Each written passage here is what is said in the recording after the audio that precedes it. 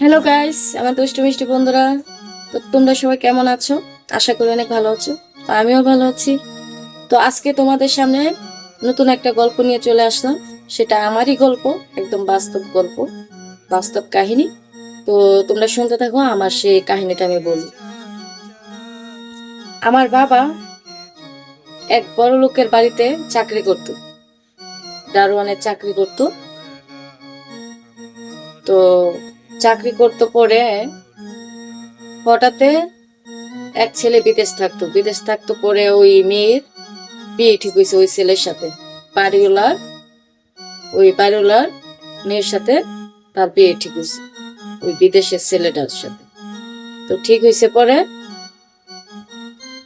আমার আব্বু আমার আয়সা বলতেছে বাসায় রাত্রেবেলা যে আমি যে বাড়িতে চাকরি করি ওই বাড়িতে মালিকের মেয়ের তো বিয়ে ঠিক হয়েছে, তো আমরা সবাই দাওয়াত দিছি, তুইও যাবি। পরে আমি বললাম আচ্ছা ঠিক আছে আব্বু, যাবো, সমস্যা নেই। পরে আমি জিজ্ঞেস করলাম কবে? শুক্রবারে। আমি বললাম, আচ্ছা ঠিক আছে, যাও। পরে 2 দিন চলে গেল, 2 দিন চলে যাওয়ার পরে শুক্রবার আসলো, পরে আমরা বিয়েতে গেলাম। বিয়েতে যাওয়ার পরে আমরা খাওয়া দাওয়া করলাম।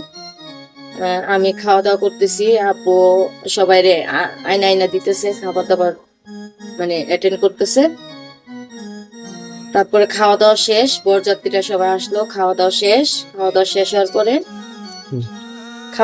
হওয়ার পরে তারা বলতেছে আপনারা এই যে এখানে মেয়ের জন্য কিছু গহনা টহনা আনছি, আপনারা রেডি করেন, মেয়েরে যায়। পরে মেয়েরে রেডি করতে গেছে, কিয়া দেখে মেয়ের রুমে নাই। কারণ মেয়ের আরেক ছেলের সাথে সম্পর্ক ছিল, ওই ছেলের সাথে মেয়ে পলায়া চলে গেছে, বাইকে চলে গেছে। তখন এরা কি করব? তারপরে মেয়ের বাবা এসে বলতেছে কি, ছেলের বাবারে ডাক দিয়া কানাকানি যে এমন এমন আমার মেয়ে তো নাই, মনে হয় কোথাও বাইকা টাইকা চলে গেছে। তারপর এরা তো অস্থির হয়ে গেছে, এখন কি করা যায়, কারণ এখন তো যে কোনো মেয়ে বিয়ে করে নিতেই হবে, তাদের মান সম্মানের দিকে তাকায়, আর না হলে তো তাদের মান সম্মান থাকবে না বাড়িতে চলে গেলে, বউ সারা বাড়িতে চলে গেলে। তারপরে মেয়ের বাবা বলতেছে যে মানে আমার আব্বুরে বলতেছে, কারণ আমার আব্বু তো বাড়ির সব দায়িত্ব নিয়ে আছে। আমার আব্বুরে বলতেছে এদিকে আসো। তারপর আমার আব্বু গেছে, বলতেছে কি স্যার, যে শুনো আমি একটা কথা বলি, আমার মেয়ে তো এমন এমন সমস্যা হয়েছে, মেয়ে তো নাই বাড়িতে, মনে হয় কোথাও বাইকে চলে গেছে। তুমি এক কাজ করো, একটা মেয়ের সন্ধান করো তাড়াতাড়ি, কারণ যেভাবেই হোক তাদের মান সম্মান বাঁচায় দিতে হবে। তারা পরে আমার আপু বলতেছে তারা কি পারমিশন দিছে? পরে বলতেছে হ্যাঁ পারমিশন দিছে, এখন তাড়াতাড়ি তুমি একটা মেয়ের ব্যবস্থা করো। পরে আমার আপু অনেক জায়গায় ফোন দিছে, অনেক জায়গায় খবর লাগাইছে। পরে 1 ঘন্টার ভিতরে কোনো মেয়েটে কোনো বাউ হয় নাই। তারপর তারা কি এতক্ষণ বৈশা থাকবো বরযাত্রীরা? তারপরে আমার আপু বলতেছে কন্যা স্যার, কোনো পাত্রী তো পাইলাম না, তখন এখন কি করা যায়? পরে বলতেছে শোনো আমি একটা কথা বলি, তোমার না একটা ঘরে মেয়ে আছে খুব সুন্দরী? পরে আমার আপু বলতেছে স্যার আমার মেয়ে তো ছোট মানুষ, আমার মেয়ের বিয়ে দিব কিভাবে? পরে হঠাৎ করে বরযাত্রী আসছে না, তো ছেলের বাপে বলতেছে সমস্যা নাই, আপনার মেয়ে ছোট হোক। পরে বলতেছে যে আপনার মেয়ে কোনটা? ওইটা। আমি তো আবার দাঁড়াইছিলাম, দাঁড়া সব শুনতেছি। বলতেছে কোনো সমস্যা নেই, আমরা মেয়েরা পাইলা টাইলা বড় কইরা নিব, তাড়াতাড়ি আপনি রেডি করে নিয়ে আসেন, যে গহনাগুলো ওই মেয়ের জন্য আনছিলাম ওইটা তাড়াতাড়ি রেডি করে নিয়ে আসেন ওই বিয়ে। পরে তাড়াতাড়ি আমার আব্বু রেডি করে নিয়ে আসছে। যারা আসছিল সবাই আমাকে রেডি করে নিয়ে আসা, তাড়াতাড়ি বিয়ে টিয়ে পড়াইছে, পড়ায় ছেলের সাথে দিয়ে দিছে।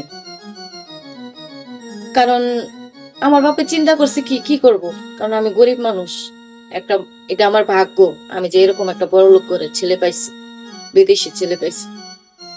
তো আমি বিয়ে শাদী হয়ে গেছে, বিয়ে শাদী হওয়ার পরে আমাকে দিয়ে দিছে, দিয়ে দেওয়ার পরে স্বামীর বাড়িতে গেলাম।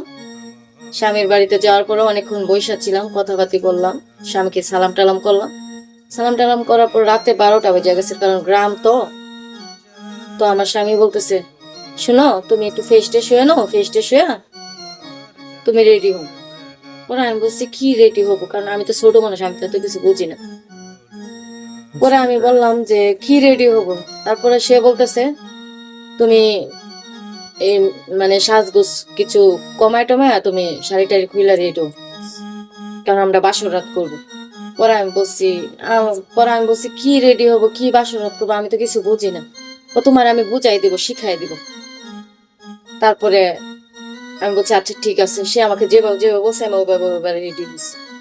রেডি হওয়ার পরে যাক, রাত্রেবেলা যখন আমি খুইলা মুইলা রেডি হয়েছি, তখন তার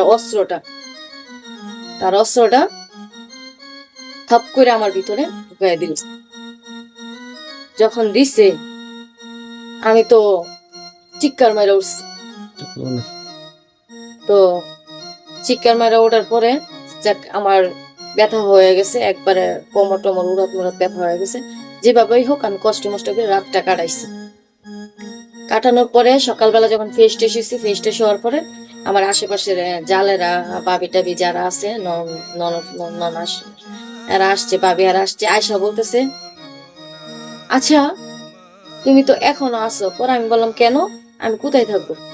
ওরা বলতেছে বাইজানে যতগুলা মেয়ে বিয়ে করে মানে আজান দেওয়ার আগে সব চলে যা, পলায় পলায় সবাই বাইকে চলে যা, পলায় পলায়।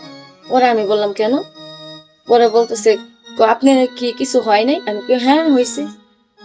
ক বাইজানের অস্ত্র নাকি বড়, ওই বাবির কাছ থেকে শুনলাম। পরে আমি বলছি আপনারা ঠিকই শুনছেন, কারণ আমি তো গরিবের মেয়ে, আমার কিছু করার নাই, আমার কষ্ট হলো থাকতে হবে, কারণ আমার বাপ মা গরিব, আমি গরিব, আমার তো কিছু করার নাই, আমার থাকতে হবে কষ্ট করে হইলো। তারপরে এইভাবে 2-3 দিন চলে গেল। চলে যাওয়ার পরে ঠিক হয়ে গেল। পরে আস্তে আস্তে 1-2 মাস 2 মাস 3 মাস হয়ে গেল। তখন আমার পেটে বাচ্চা হয়ে গেল। বাচ্চা হয়ে যাওয়ার পরে তখন আর কি করব, এভাবেই অভ্যাস হয়ে গেছে। তো থাকতে আছে এইভাবে আমার জীবন চলতেছে।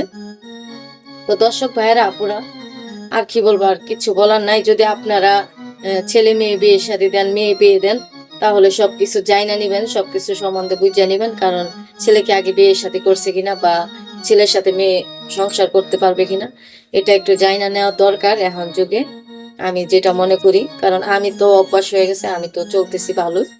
তো আপনাদেরকে আমি বলতেছি তো আপনারা সবকিছু জাইনা শুনা বিয়ে দিবেন মেয়েকে। আর বেশি কিছু বললাম না। সে অনুযায়ী আপনারা ভালো থাকবেন, সুস্থ থাকবেন।